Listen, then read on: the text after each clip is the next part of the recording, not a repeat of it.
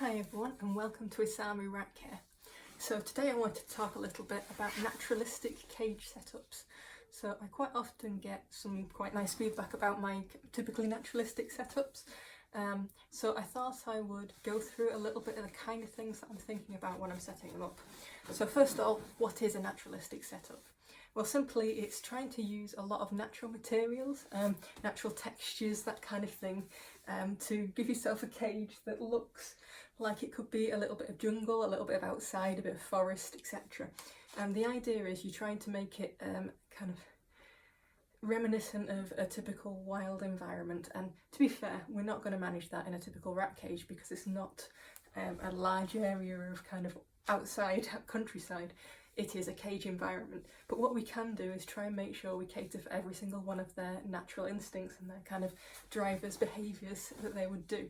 And I think this is where natural cage setups really come into their own, because not only are you kind of ticking off the opportunities to do things like dig, to run, to climb, etc., to gnaw, you're doing it in a way that should kind of link to some almost instinctive memory, and rats do have a level of what I would term genetic memory. You can see it in the way some rats react really strongly to predator smell, and when they're not used to it they can get seriously freaked out about it. And actually you can also see it when you introduce certain kind of elements of a kind of environment to them and they just immediately click with it.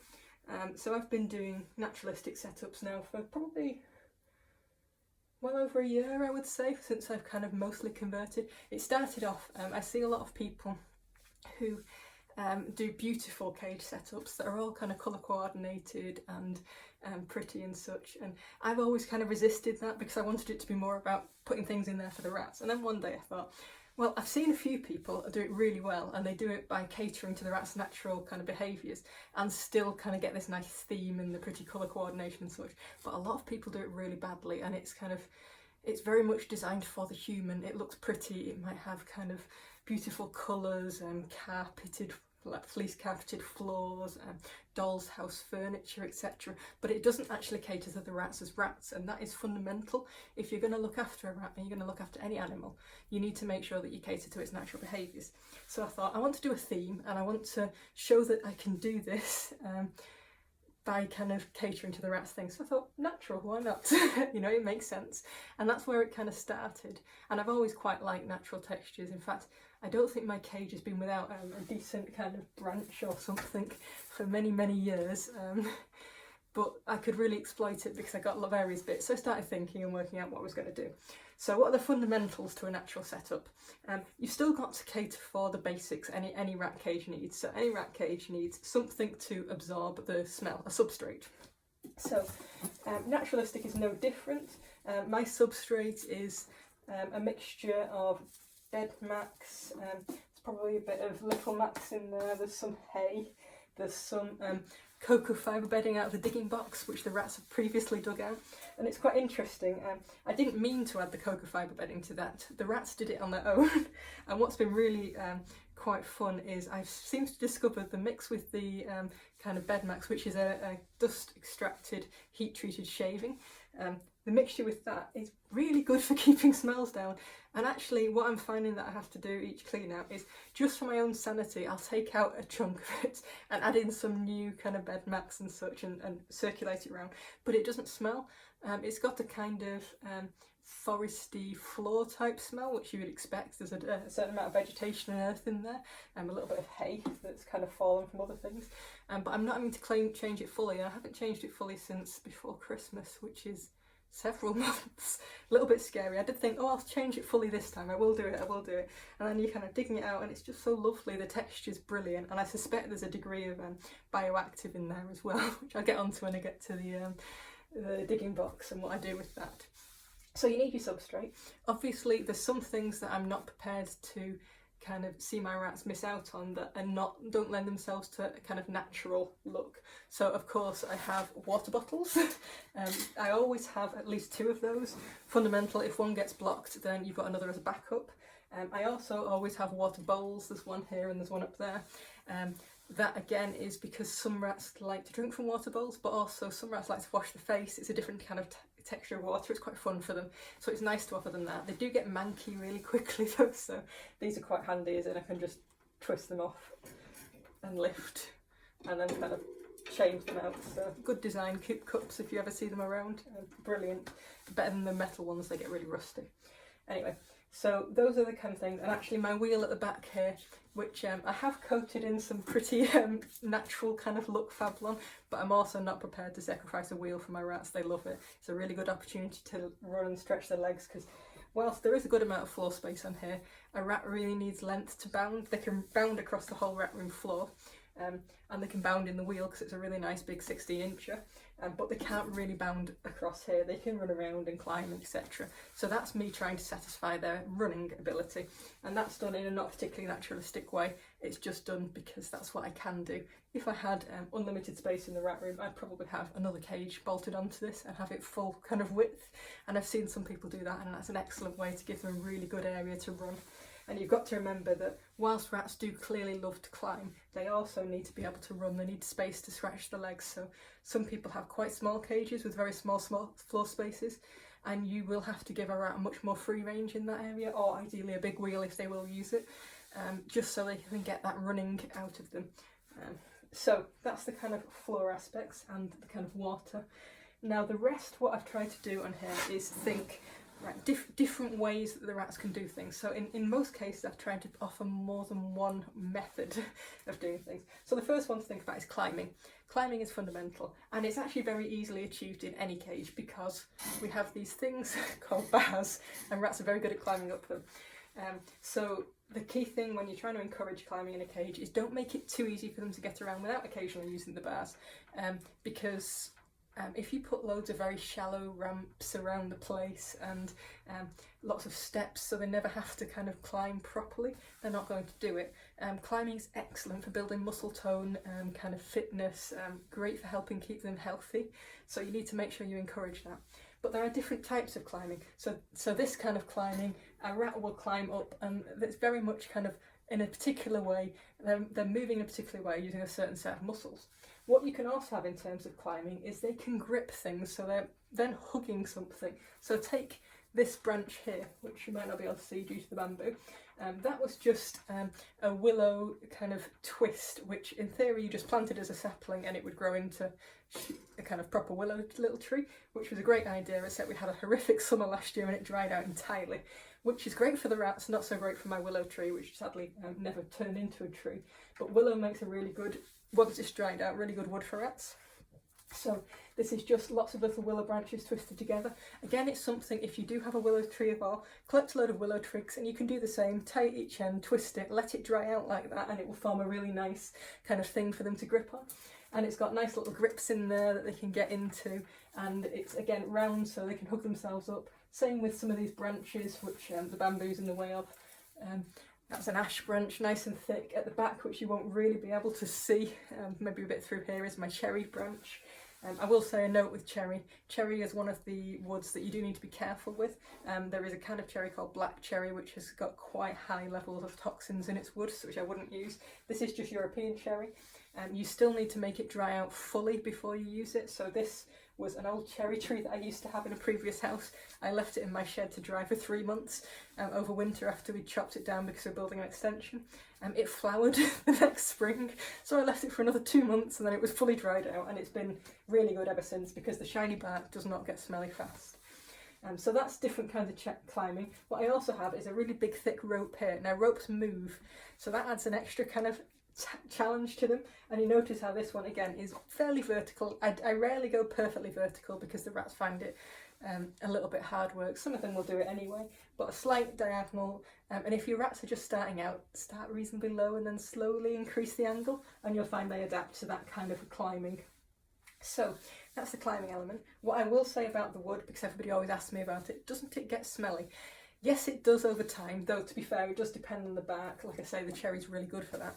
But all you need to do when that happens is stick it outside in the weather for a week or two, usually a couple of weeks. The sun, the rain, the wind, the weather will clean it and it will smell really nice.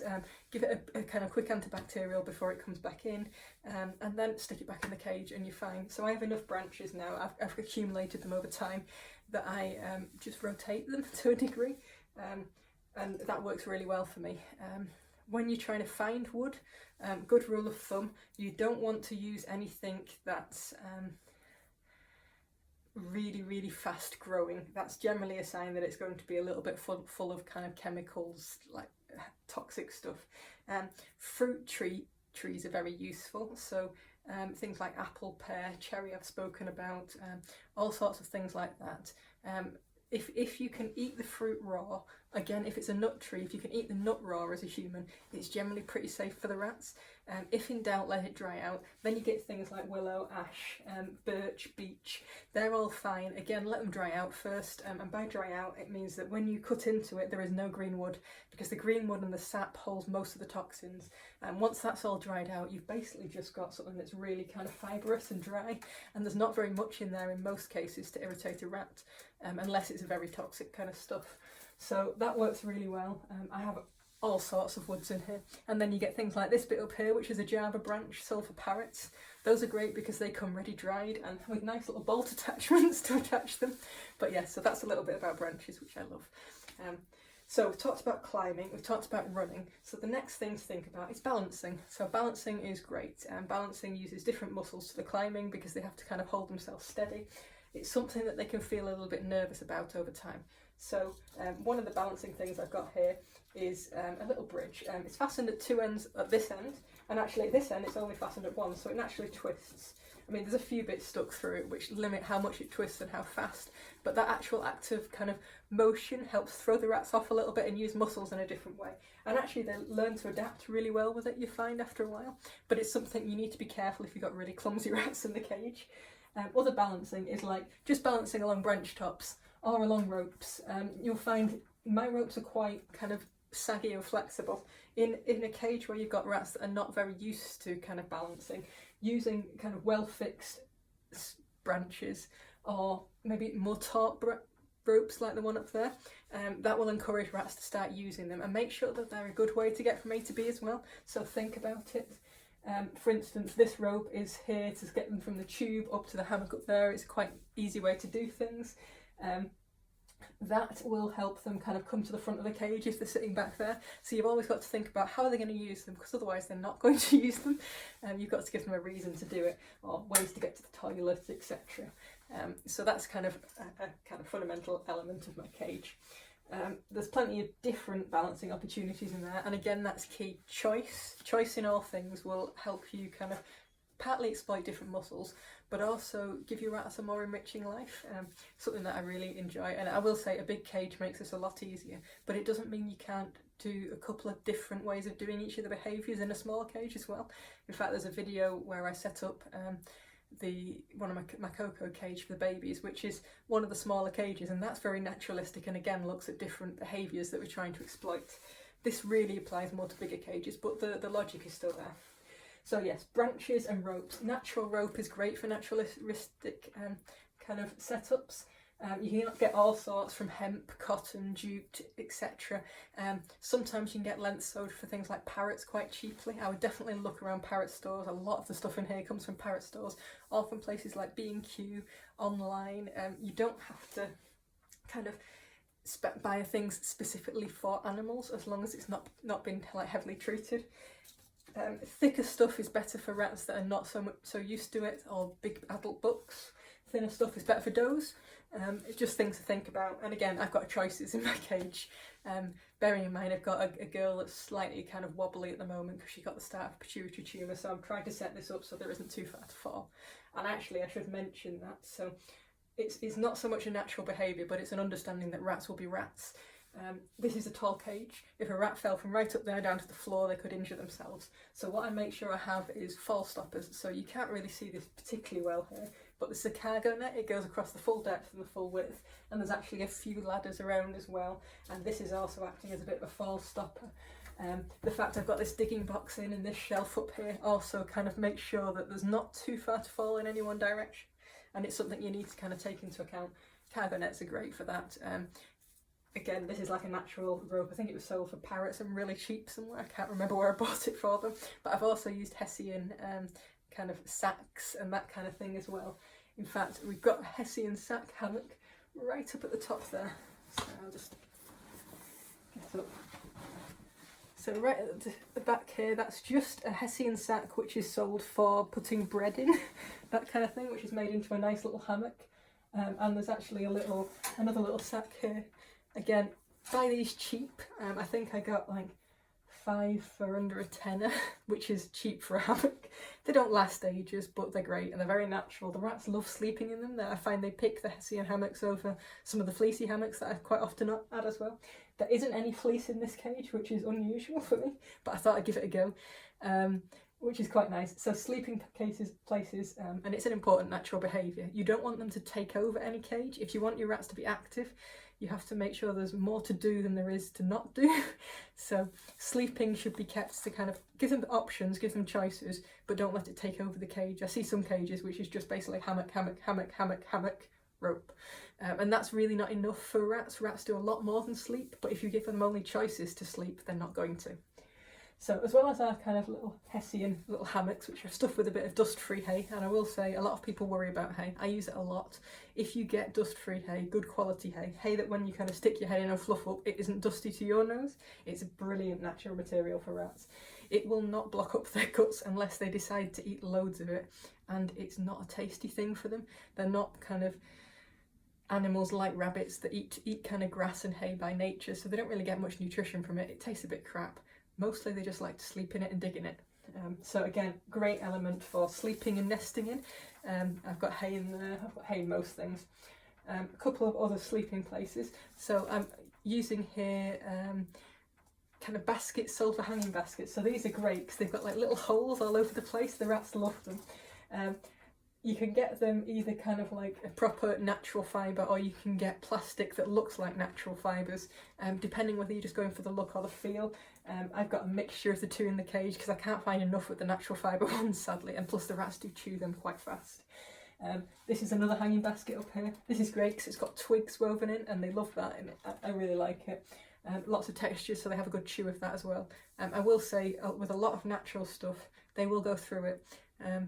But we're actually trying to encourage them to do natural behaviours, and you know what? Chewing, gnawing, destruction is quite natural for rats, so it's not a bad thing. Don't spend lots of money on it and don't get disappointed when they do chew it, but just accept that you're going to be kind of replacing regularly. And in some cases you can repair using a bit of thick kind of hemp twine or rope or such and make your own kind of repairs to baskets. I've done that before.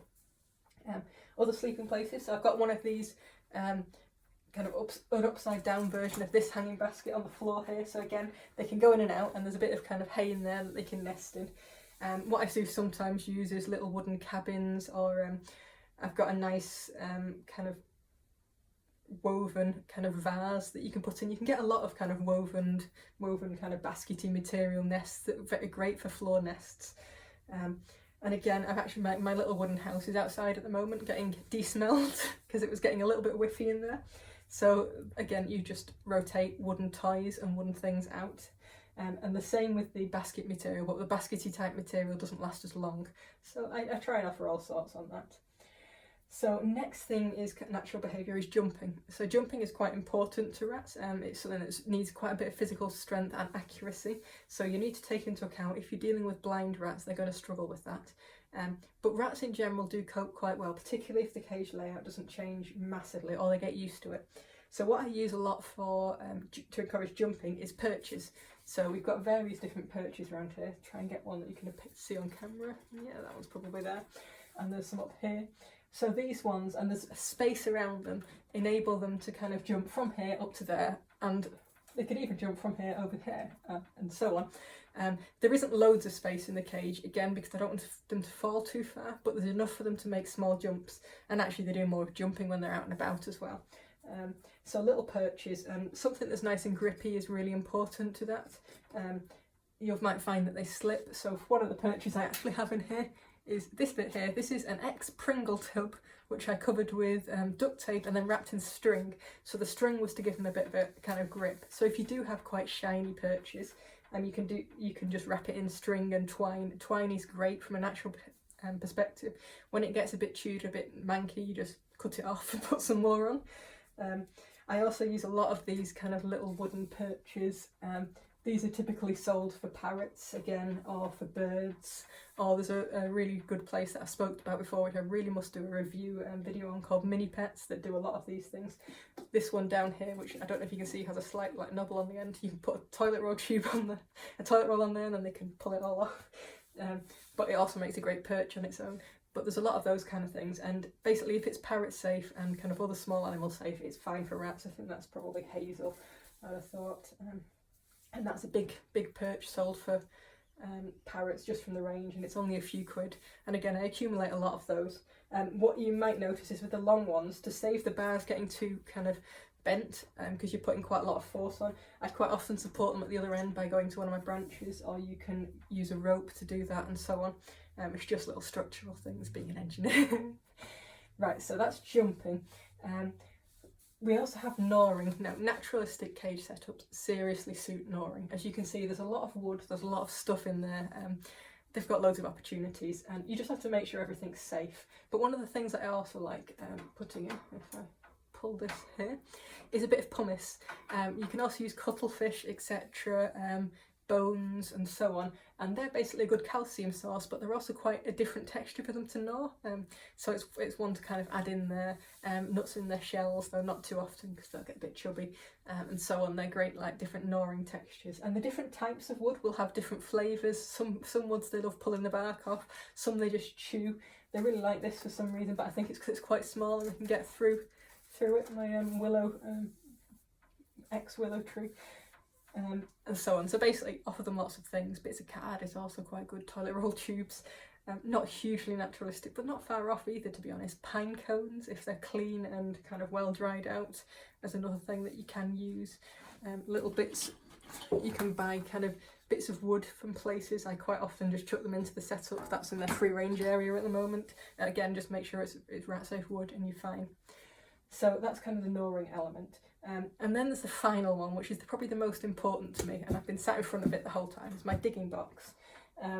So this is something that I introduced into the cage about a year ago as well. When I was doing this, I thought I'd put a digging box in the cage. I didn't expect it to go down that well, but it's gone down really, really well, and I would not be without it yet now. So this is quite a big box, and it extends the full width of the cage, and that's meant that they can actually produce tunnels in it. In fact, I've just dug through it to date, and that's something that I do regularly to help kind of circle the bedding and keep it kind of smelling nice and fresh, and being a good environment for them.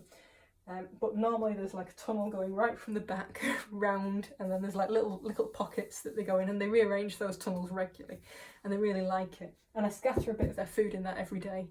One of the key things is I have a lid with a decent-ish opening on it, but a lid nevertheless, because they kick out a load of crap. It's good fun for them. But it shows they're using it. And even with the lid, my substrate on the floor is probably about 30% cocoa fibre. Cocoa fibre is sold in blocks for reptiles. I will do a video specifically on digging boxes at some point, but that's a really important part of my cage. If you can't put a digging box in the cage, have a good deep layer of substrate. So my substrate is probably about that deep. They can't build tunnels in it, but they can properly dig in and forage for their food, and that's a really important part of any cage setup, is enabling them to forage. A lot of the setups that I see has kind of fleece lined floors with maybe a litter box or two, and that's nothing. If you scatter feed rats, and I do think everybody should scatter feed rats unless you're genuinely struggling to get a rat to eat, in which case they're probably on a soft diet, then you need to offer them plenty of stuff to kind of dig in, and it's such a wonderful thing seeing them kind of foraging around, digging in the substrate. Yeah, it's messy, it gets kicked out a lot, but that's partly showing that they're actually being able to be rats, and that is fundamental. And it's the same in the digging box. There's all sorts of little bits and pieces in there that they dig for, and what I do also add in there, which I said I'd mention, bioactive as we call it, is I add in what we call cleanup crew, which are little insects. They're sold for reptiles and for similar kind of animals that live in typically bioactive things, and they go through and they eat the waste and they help kind of circulate and keep the soil fresh. So I introduced some springtails into that. I've introduced earthworms, tropical wood lice, mealworms. I'll be honest, everything but the springtails, which are tiny, have been eaten by the rats, but that's also partly why you put it in there. And that helps keep your soil fresh, and that with digging it through regularly. And I will say, if it's not dug through, either by the rats doing it or by you doing it at least every couple of weeks, it will get mouldy.